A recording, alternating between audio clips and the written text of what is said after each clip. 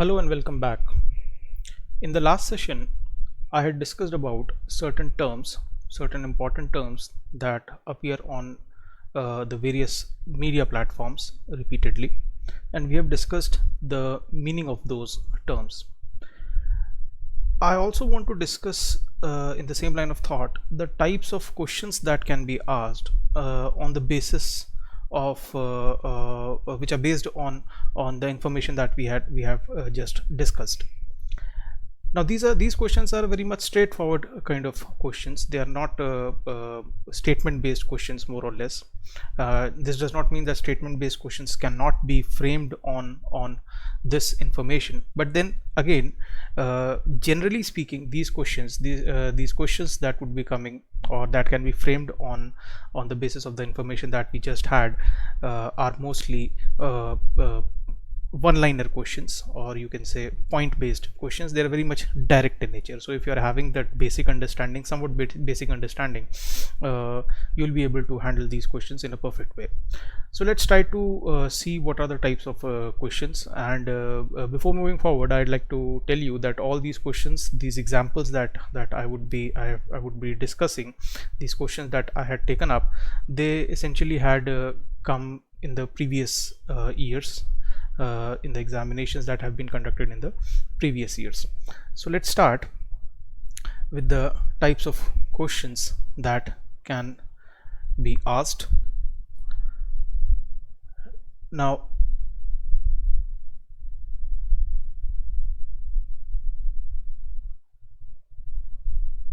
this would be our topic of discussion, types of questions that can be asked. And let's try to see what are the types of questions. Now the first question, if you read it, it says liberty, equality and fraternity.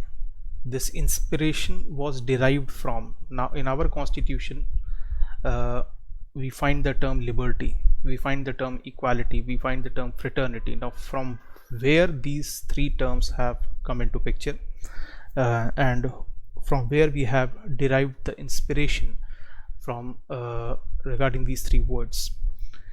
Now the options that are given are American Revolution, French Revolution and Russian Revolution, and the last option is none of the above.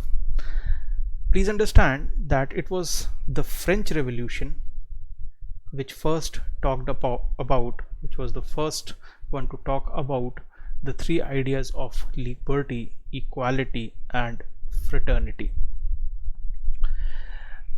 In one of the successive lectures, I would be discussing these terms in the context of the preamble to the Constitution.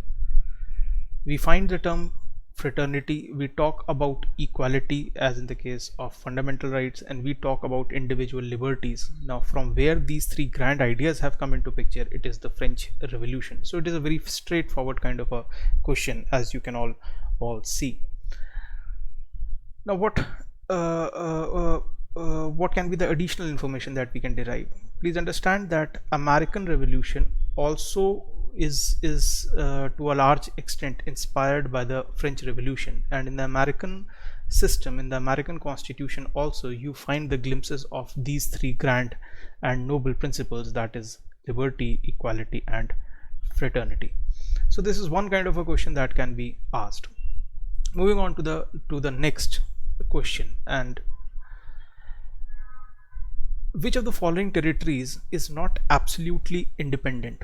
And the options that are given are Hong Kong, Singapore, Switzerland and Mozambique. Now if this is the question that is in front of you, then immediately you have to bring to your mind the term state. And if you recall, there were 5 characteristics that were associated with state. Those 5 characteristics, again if you recall, they were territory, the second was boundary, third was population, fourth was government, and fifth one was sovereignty. Now let's start with Mozambique. Mozambique is a country in South Africa. It is having a territory, it is having a boundary, it is having a government, and that government is having sovereignty. So this cannot be our answer. The same logic will apply to Switzerland. Switzerland is also independent in the sense that it is having a territory, a boundary is there, a population is living, that population is governed by a government, and that government is having sovereignty. The same logic applies with the case of Singapore, meaning thereby Singapore, Switzerland and Mozambique, they fall within the category of being a state. Let's talk about therefore what is the situation of Hong Kong. As you all know that there are very widespread protests that are going on in Hong Kong, and the Chinese authorities are trying to control those protests. If that is the case, then please understand that Hong Kong is not absolutely independent, and this would be the correct answer. Why? Because Hong Kong, it is having a territory, it is having a boundary, some population is living over there. Hong Kong is having a government also, but that government is not having sovereignty.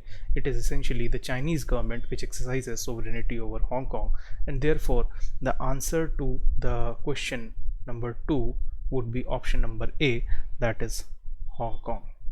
Now you see that what is the type of question that has been asked. This question is not based on the direct theory or the characteristics of state. It is the application of this concept of state that has been converted into or made into a question. Let's see some other examples. Let's move to the third question, and which is related to the word that we had already discussed, that is secularism. Now the phrasing of the question says the word secular denotes. In other words, what does the word secular means? Option A, keeping away from all religions. Does it mean that secular is a word wants to have a situation where everyone is keeping away from all religions? So this can it be the correct answer? Well, let's see the other options. Freedom of religion and worship to all citizens. This is the other option, the option number B, that every citizen would be having the liberty to practice any religion and worship in any way whatsoever the individual wants to choose. Third option, that is option C, it says that secular means that there should be belief in God. And fourth, practicing different religions. So these are the 4 options that are in front of us. What would therefore be the answer? Option A cannot be the answer. Keeping away from all religions, that does not mean secular. Belief in God, option number C. Option number D, practicing different religions, and option number B, freedom of religion and worship to all citizens. Therefore the answer would be from one of these 3, that is from option number B, C and D. Out of these 3 options, the correct answer is in one of them. Now please understand that whenever a question is asked of this type in the civil service examinations, in the examinations conducted by the UPSC, or for that matter by the state public service commissions, one has to find the most correct answer. One has to find the most correct answer out of the answers that are given. Now all these 3 options, B, C, D, they are very much related to one another, in the sense that the word secular means that there is something that would be related to religion. Whenever the word secular comes to the mind, something related to religion automatically springs to the mind. So therefore belief in God could be one answer. The other is practicing different religions. This also could be one of the answers. But which is the most correct answer? The most correct answer is freedom of religion and worship to all citizens. This is the most correct answer in the sense because this answer, option number B, incorporates in a way option number C and D, the ideas behind option number C and D. So the most correct answer out of these 4 is option number B. So word secular means freedom of religion. It gives the liberty to choose any religion and to worship to all the citizens. Now let's try to have a situation. Let's try to just change this question in some way. Suppose the question was framed in such a way that option number B was not there. Option number B was not there, and in place of option number B there was written none, meaning thereby no option given is the correct meaning of that word secular. Then in that situation, what would have been the correct answer? In that situation, the correct answer would have depended upon the phrasing of the other three options. If in that changed situation, option number D would be having the word the liberty to practice religion, if they would have removed this word different and just added the word liberty to practice religion, then that option, that is option number D, would have been the correct answer. So you see, whenever you handle these kind of questions, you have to focus on two things. One, that is which is the most correct answer, and second, please pay attention to the way in which the question has been framed. Now before moving, let's try to restore the situation, the thing that was originally there, and let's come back to the next question, that is question number 4. The concept of welfare state is included in the Constitution of India now in which component of Constitution of India the concept of welfare state is included. Now what is the meaning of state? We have already seen what is the meaning of the state. Now what is the meaning of welfare state?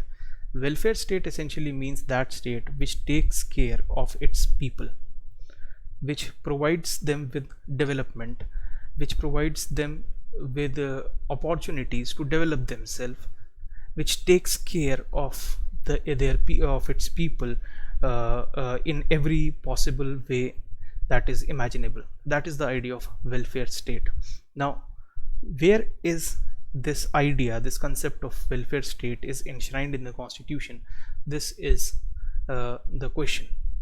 Now it contains preamble. Option is preamble. It contains fundamental rights, it contains fourth schedule, it contains directive principles of state policy.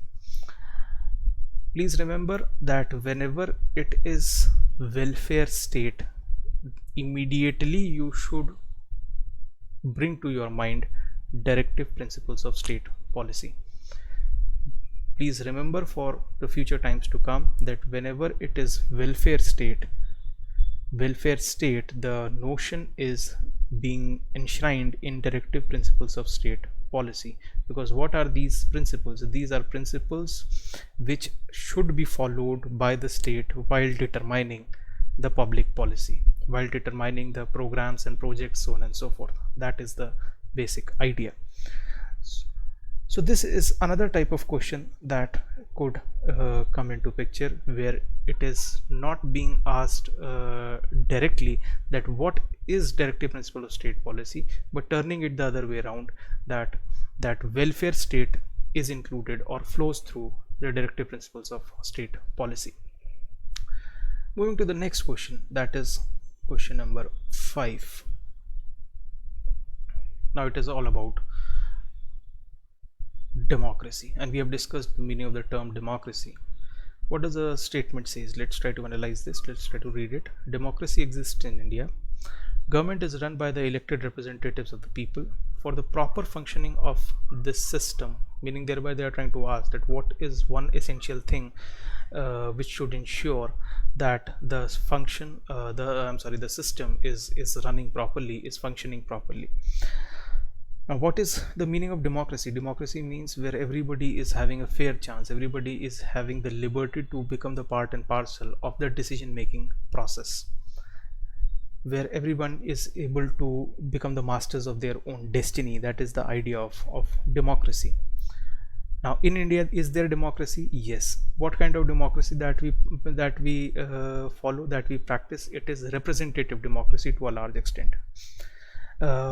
It means that people would be electing their representatives, and some of the representatives would be forming the government, and the remaining of the representatives would be questioning the government policy, or for that matter they would be acting as an opposition.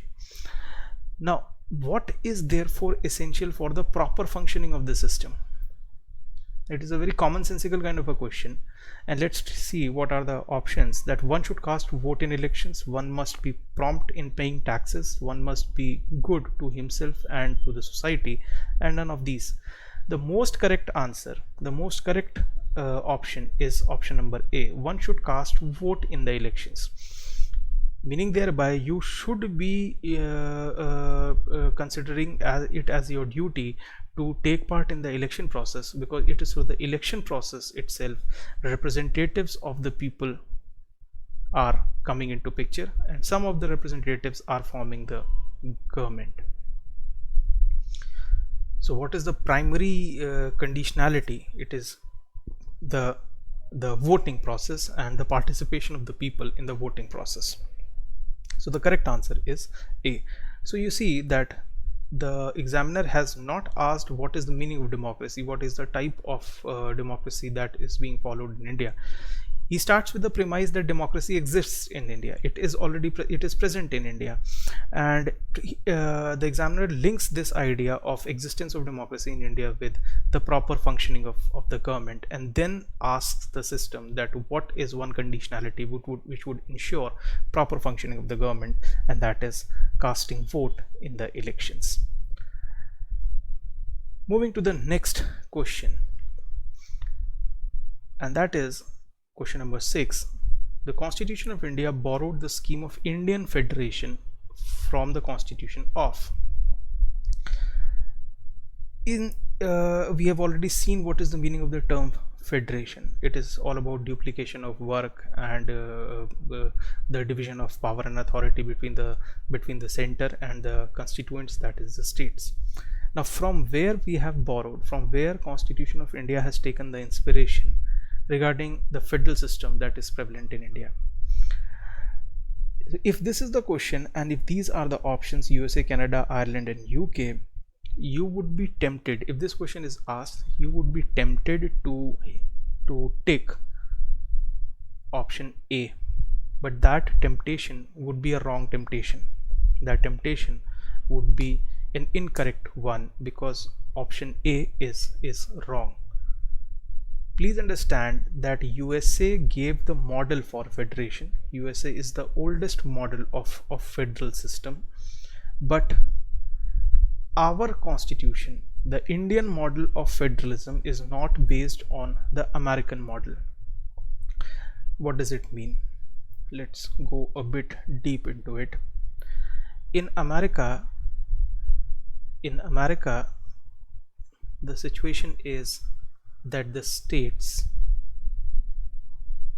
they are more strong in comparison to the center, meaning thereby the various states in America, California, North Carolina, South Carolina, North Dakota, South Dakota, Oregon, Louisiana, so on and so forth, all these states, the governments of these states, as per the American Constitution, they are having more powers and responsibilities in comparison to the central administration or the federal administration of America, which is run from Washington DC. Now this is the American system, but at the same time, duplication of work is there. There is duplication of work because we are having government at the states, we are having government at the center. So this is the very basic model of federation. India has opted for federal system but has not copied the American model in its entirety. We have just followed the federal principle in the spirit, but then what is the model on which Constitution of India is based? Constitution of India has borrowed the scheme of Indian Federation from which country, therefore, or the constitution of which country? And the correct answer in this regard would be Canada. It is Canada,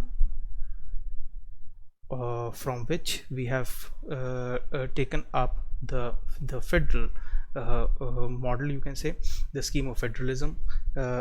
And what is the situation? Therefore, in India, as you all know, it is the center which is more powerful in comparison to the states. And what can be the simplest example in this regard? During this COVID crisis, please try to recall that all the states were saying that the center should be giving them more funds. Obviously, center should be having more funds, then only the center can give states more funds. Or you can say, if I can rephrase, the center would be having more avenues for revenue generation, and if more revenue generation is there, then only the center would be in a position to give the states the revenue that they require. So this shows that center in India, the federal government in India, is more powerful in comparison to the states. Therefore, the correct answer to question number 6 would be the Constitution of Canada. So you see that the questions that are being asked, they are not directly you can say based on the information that we had discussed. It is more on the application side that the questions have been phrased, they have been asked in the examination. Now these are the questions that have been asked in the previous years, but if this is the situation, so you can expect that in the subsequent years also questions would be of this nature. Coming to the next question, that is question number 7. What is white paper? What the question says that what is white paper? See, white paper, now look at the options. A paper of good quality, obviously this cannot be the answer. Paper having white color, obviously this could not be an answer. Paper used for bearer bonds. Now this is something a bit of a technicality. It could be an answer. And the option number C, document published by the government on matters of national importance.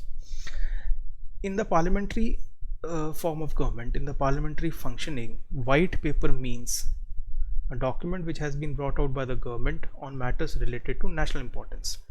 It is not, the correct answer therefore would not be paper of good quality, or for that matter paper having white color, or paper used for bearer bonds. It's not the case. Paper used for bearer bonds is white in color, but then again the question is on the technical term white paper, and it is a document that is published by the government on matters of national importance.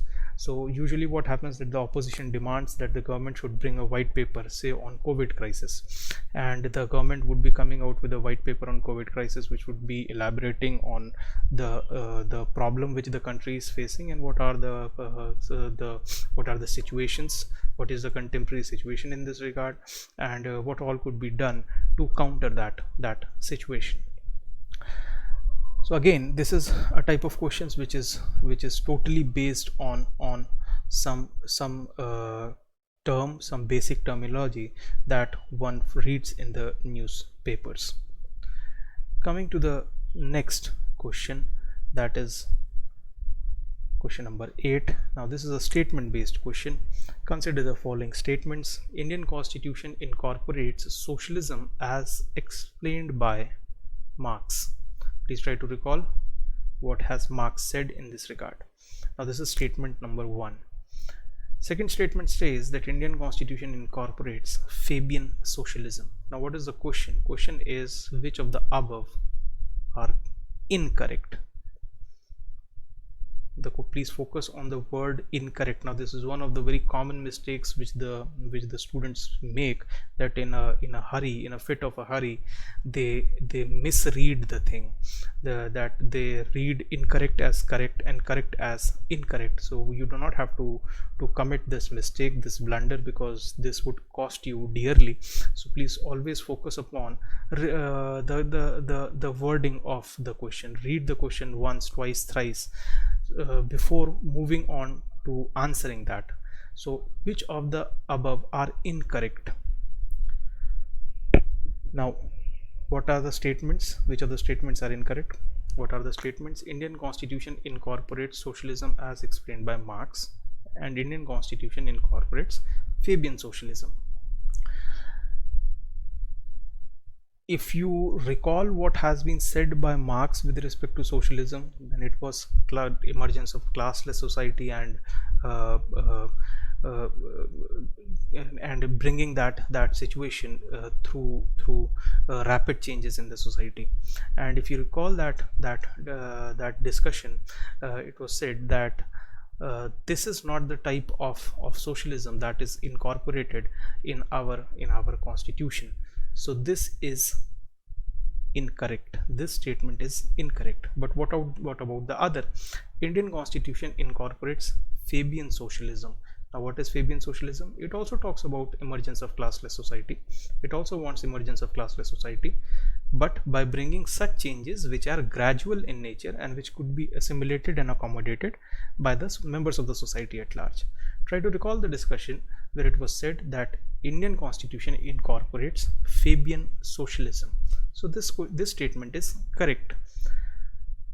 But what is the question demanding? The question is demanding that you should find out which of the two statements is incorrect. Now, therefore, what automatically would be the answer? The answer would be A, only one. That Indian Constitution incorporates socialism as explained by Marx. If you go for the any of the other options except A, if you go for B, C or D, then that answer would be an incorrect answer, and that is why I request you that you see that what is written in the question. Now let's change the situation. If the question would have said which of the above statement is correct, out of these two, which of the above statement is correct, now in that case the answer would have been option number B.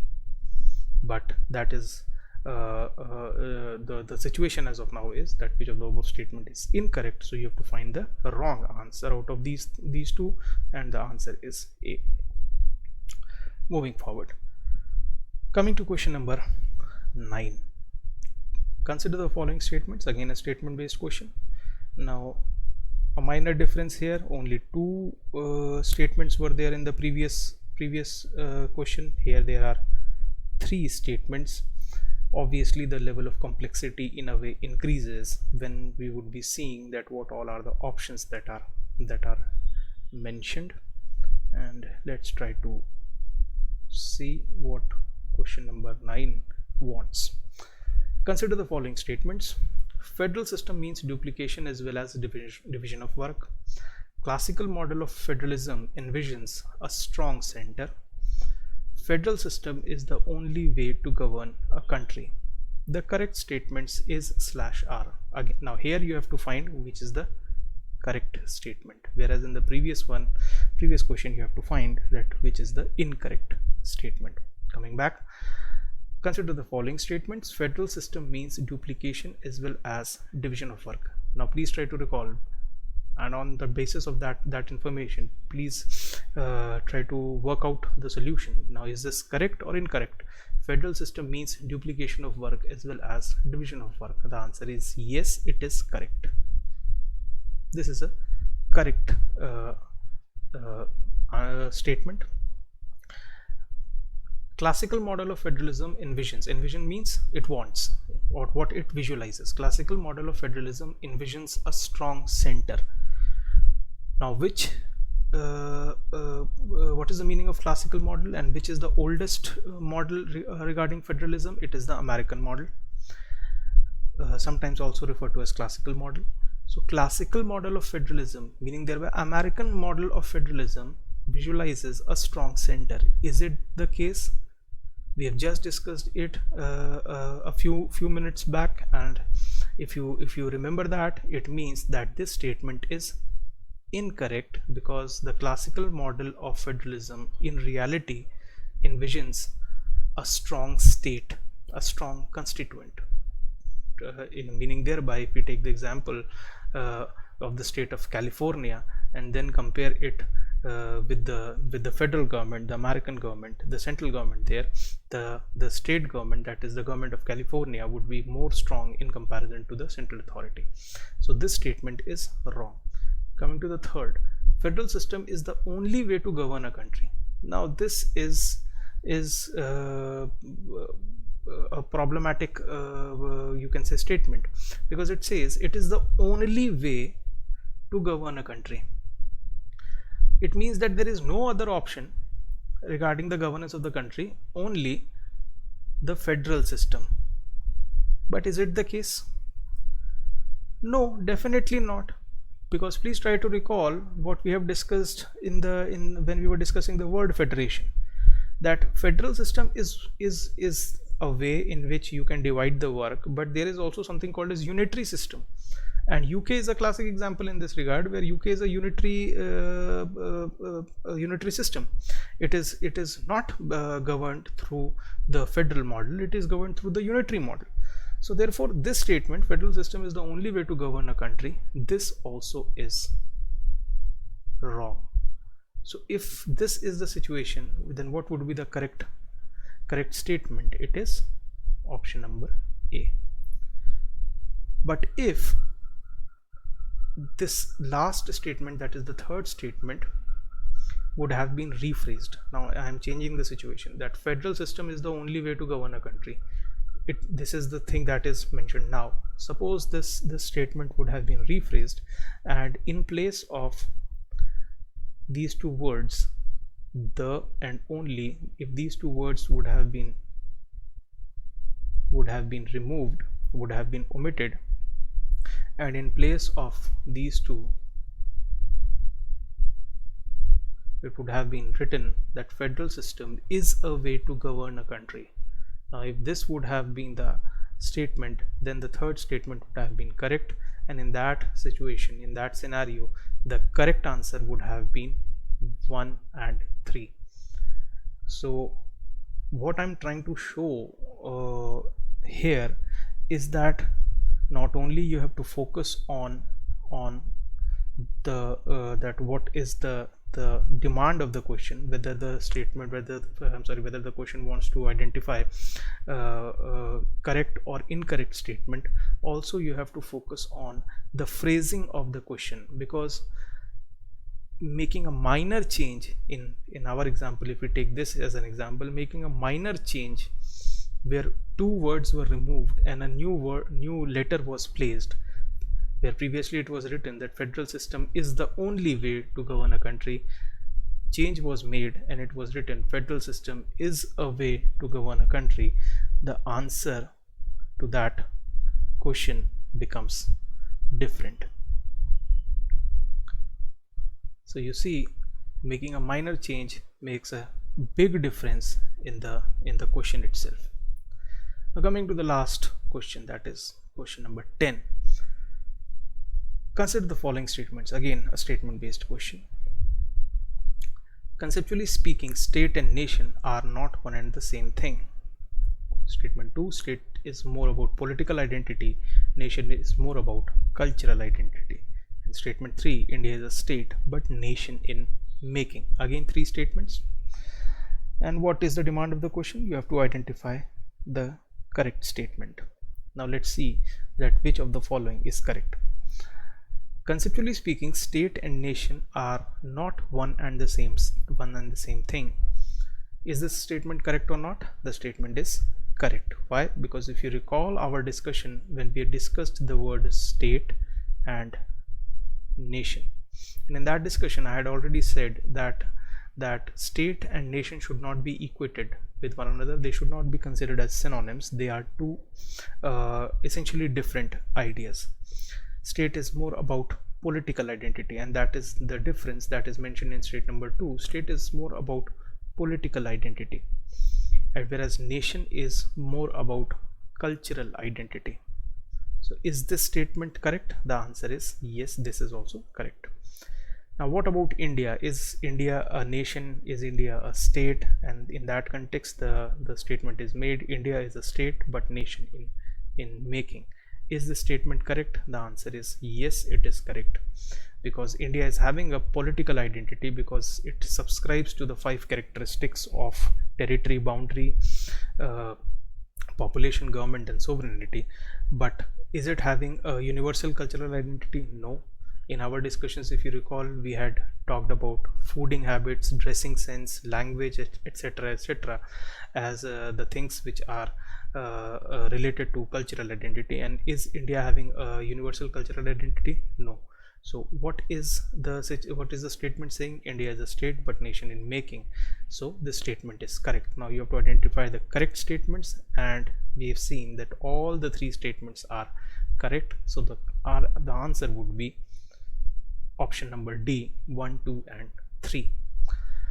So these are some of the types. These are a few examples of the type of questions that can be asked by the examiner while dealing with these kind of terms, these kind of concepts. And whenever you are focusing on, whenever you are working out such kind of objective type questions, you have to focus on, as I said earlier, that what is the demand of the question, whether it is correct or incorrect statement identification. And also you have to find out, you have to focus on that what is the way in which the question has been phrased.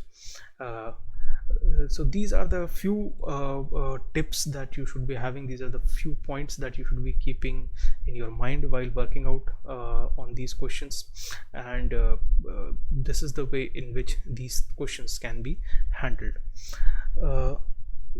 So this was one of the examples. I would be coming out with such other types of questions related to the other topics that we would be discussing in the due course. Thank you very much.